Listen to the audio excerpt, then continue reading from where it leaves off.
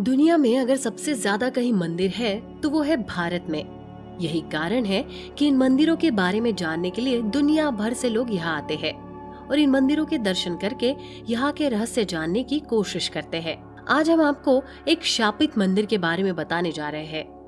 आप सोच रहे होंगे कि भला भगवान के मंदिर कैसे शापित हो सकते हैं। कहा जाता है कि भगवान के मंदिर में भूत प्रेत नहीं आते, लेकिन आज हम आपको एक ऐसे मंदिर के बारे में बताने जा रहे हैं जिसे शापित कहा जाता है। जब इस शापित मंदिर का 450 साल बाद दरवाजा खोला गया तो क्या हुआ, ये हम आपको बाद में बताएंगे।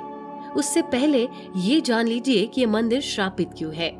ये शिव मंदिर मध्य प्रदेश के टीकमगढ़ जिले पृथ्वीपुर में स्थित है। इस मंदिर को एक शिल्पकार का श्राप था कि जब भी इस मंदिर का दरवाजा खुलेगा तो पूरे गांव में प्रलय आ जाएगा और पूरा गांव पानी में डूब जाएगा। इस गांव में बहुत साल पहले एक मूर्तिकार चंदन रहता था, जो पत्थरों को तराश कर उन्हें मूर्ति का रूप देता। उसके काम की हर जगह तारीफ होती थी। उस समय के राजा लोग जमींदारों से खुश होकर उनको गांव आदि दान में दे देते थे। उस समय के राजा मान सिंह ने एक जमींदार पृथ्वी सिंह के कामों से खुश होकर उसको 5 गांव का राजा घोषित कर दिया था। उन्हीं गांवों में से एक गांव छतरपुर गांव भी था। एक बार पृथ्वी सिंह सभी 5 गांवों का मुआवना करने गया। ऐसे ही मुआवने करते हुए जब पृथ्वी सिंह छतरपुर गांव पहुंचा तो उसने एक बात गौर की कि उस गांव में कोई मंदिर नहीं था। पृथ्वी सिंह भगवान शिव का बहुत बड़ा भक्त था और वो उनके अलावा किसी और भगवान में विश्वास नहीं रखता था। तो उसने सोचा कि क्यों ना गांव में एक भगवान शिव का मंदिर निर्माण करवाया जाए। पृथ्वी सिंह गांव वालों से एक अच्छे शिल्पकार के बारे में पूछा तो लोगों ने पृथ्वी सिंह को चंदन का नाम बताया। पृथ्वी सिंह ने चंदन को बुलाया और चंदन को भगवान शिव के निर्माण करने को बोला। वही चंदन भगवान विष्णु का बहुत बड़ा भक्त था और वो भगवान विष्णु के अलावा किसी और भगवान को नहीं मानता था और न ही किसी और भगवान की मंदिर या मूर्तियां बनाता।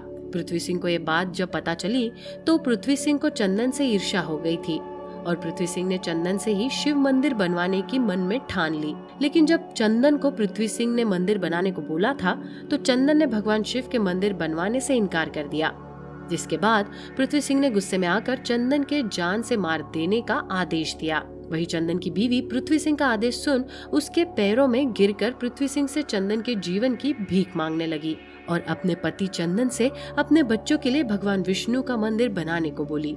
अपने बीवी और बच्चे को रोता देख चंदन भगवान शिव का मंदिर बनाने को मान गया।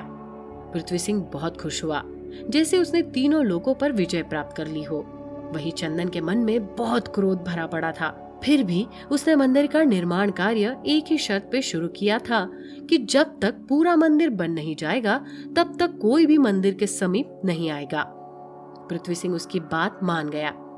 चंदन मंदिर के निर्माण कार्य में जुट गया था। मंदिर को बनते बनते 1 साल के ऊपर हो गया और वही पृथ्वी सिंह बहुत बेसब्री से मंदिर बनने का इंतजार कर रहा था। 1 साल बाद जब मंदिर बनकर तैयार हुआ तो पृथ्वी सिंह उस मंदिर का उद्घाटन करने आया। साथ में बहुत से पंडित और पुजारियों को भी साथ लाया। गांव वाले भी मंदिर का दर्शन करने आए थे। गांव वाले भी बहुत प्रसन्न थे कि गांव में बनने वाले पहले भव्य मंदिर को देखने मिलेगा। पृथ्वी सिंह ने मंदिर का दरवाजा खोलने से पहले चंदन को मंदिर के निर्माण के बदले इनाम देने की घोषणा की। पृथ्वी सिंह के अंदर चंदन के प्रति ईर्ष्या मन में भरी थी तो उसने पूरे गांव के सामने चंदन को इनाम स्वरूप उसके दोनों हाथ कटवा दिए थे और बड़े शान से बोला कि अब चंदन का कल्याण होगा और अब ये जीवन किसी और भगवान की प्रतिमा नहीं बना पाएगा। चंदन को पृथ्वी सिंह के ऊपर बहुत क्रोध आया। चंदन पृथ्वी सिंह को श्राप देता है कि अगर मैंने सच्चे मन से शिव मंदिर का निर्माण किया हो और विष्णु का वो परम भक्त हो तो इसी वक्त पृथ्वी सिंह के प्राण चले जाए और अगर इस मंदिर का दरवाजा खुले तो गांव में प्रलय आ जाए। इतना बोल चंदन ने उसी समय अपने प्राण त्याग दिए थे और कुछ ही देर बाद पृथ्वी सिंह को अचानक से दिल का दौरा पड़ जाने के कारण उसकी भी वही मृत्यु हो गई। उसके बाद किसी ने भी डर कर मंदिर का दरवाजा नहीं खोला।